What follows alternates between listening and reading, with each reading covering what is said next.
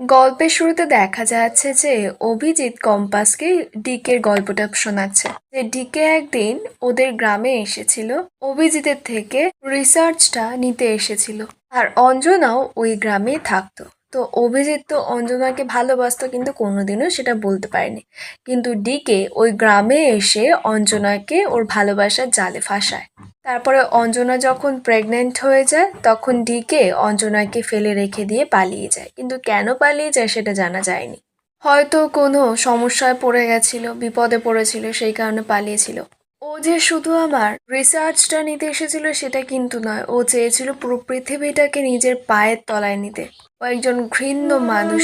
তারপরেই অঞ্জনাকে ছেড়ে যখন ডিকে চলে যায় তো তখন অভিজিৎ অঞ্জনাকে আশ্বাস দিয়েছিল যে অঞ্জনাকে বিয়ে করে উনি ওর পাশে থাকবে। তো অভিজিৎই তারপরে কম্পাসকে নিজের বাবার পিতৃ পরিচয় দিয়ে কম্পাসকে বড় করে। অপরদিকে মোনালিসা আয়নার সামনে দাঁড়িয়ে কাঁদছে আর বলছে, বিহান তুমি আমাকে ক্ষমা করে দাও। আসলে কি বলো তো, আমি ভয় পেয়ে গেছিলাম যদি তুমি আমাকে ছেড়ে চলে যাও, আমি তোমাকে খুব ভালোবাসি, সব বলছে। শেরশাহ এসেই মোনাকে বলছে, ওমা তুই কি করছিস, তখন থেকে পাগলের মতো বকে যাচ্ছিস। এবার মোনালিসা তো সত্যিই পুরো পাগল হয়ে গেছে বিহানের জন্য। বলছে যে তুমি বুঝতে পারছো না মা, আমাকে তো বিহানের কাছে ক্ষমা চাইতে হবে তাই না, তাই আমি নিজেকে রেডি করছি এসব বলে। আসলে কি বলতো মা, বিহান না আমার উপরে অনেকটা রাগ করে রয়েছে, ও আমাকে ক্ষমা করতে চাইছে না। অপরদিকে অভিজিৎ কম্পাসকে বলছে যে অনেক দিন পর এই লোকটাকে আজ আবার দেখতে পেলাম। কম্পাস, ওই লোকটা তোর বাবা হতে পারে না রে মা, শুধু জন্ম দিলেই বাবা হওয়া যায় না রে মা। আমি তোর বাবা, আমার এই হাতে করে তোকে আমি বড় করেছি রে মা, আমি তোর বাবা। কম্পাসও তখন কাঁদতে কাঁদতে ওর বাবাকে জড়িয়ে ধরে আর বলছে যে আমি জানি তো তুমি আমার বাবা, আমার বায়োলজিক্যাল বাবা যেই হোক না কেন আমি জানি তুমি আমার বাবা।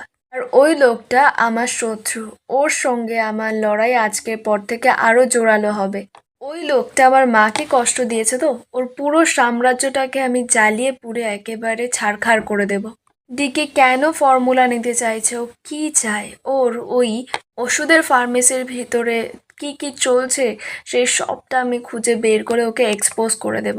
একবারের জন্য ভাবো না যে ও আমার জন্মদাতা বাবা। কম্পাস অঞ্জনাকে বলছে, মা তুমি একদম ভাববে না, তোমার কম্পাস আছে না, ও সব সামলে নেবে।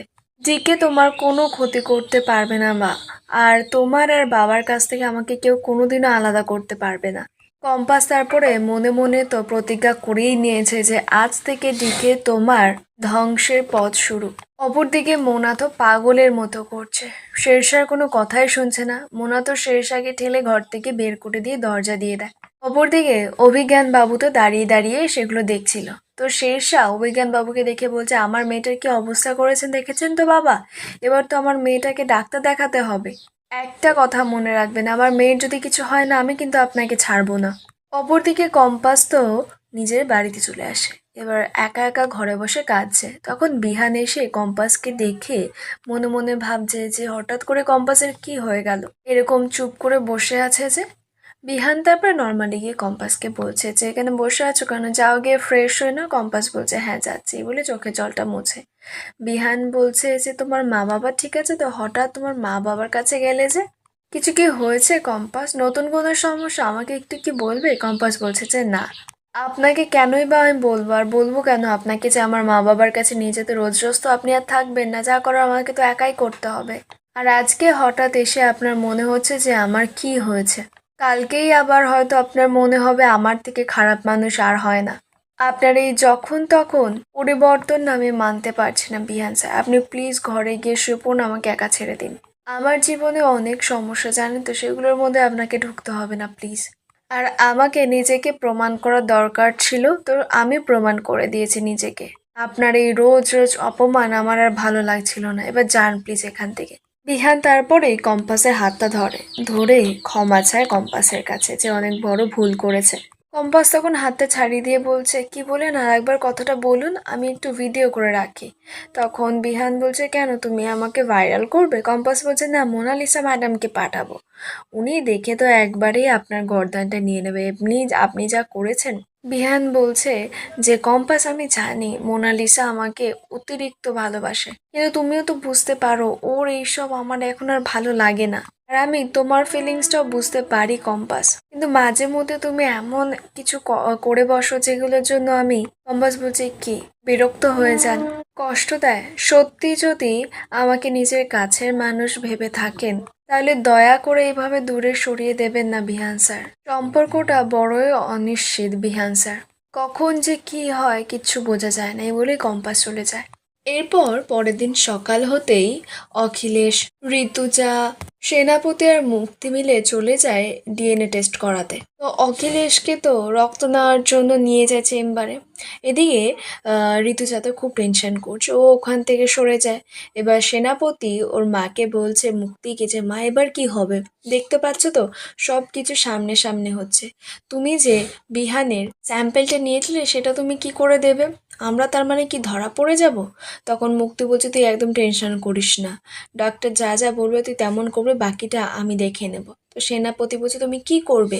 এখানে তো প্রমাণ হয়েই যাবে যে আমি ওনার রক্তের কেউ নই। মুক্তি বলছে, তুই একদম চুপ করে বসে থাক। অখিলেশের রক্ত নেওয়া হয়েছে, তখন ডক্টর এসে সেনাপতিকে নিয়ে যায়। অপরদিকে বিহান তো কম্পাসের ক্লাসে যায় কম্পাসকে নিয়ে। তো সব স্টুডেন্টদের জানায় যে কম্পাসকে আমরা তো রাস্ট্রিগেট করে দিয়েছিলাম, ওকে আজ আমরা আবার সসম্মানে আমাদের ইউনিভার্সিটিতে ফিরিয়ে এনেছি।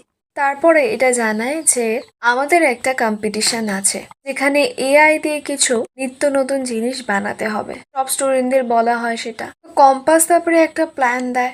কম্পাসের প্ল্যান শুনে সবাই খুব খুশি হয়। এদিকে মোনালিসা তো প্ল্যান করে ফেলেছে যে এআই কনফারেন্সে এই কলেজের এমন বদনাম করব যে হয়তো এই কলেজের লাইসেন্সই বাতিল হয়ে যেতে পারে। আর কম্পাসকে ছোট করতে পারলে ওর তো খুব ভালোই লাগে, কম্পাসের উপরে সব দায় ফেলবে।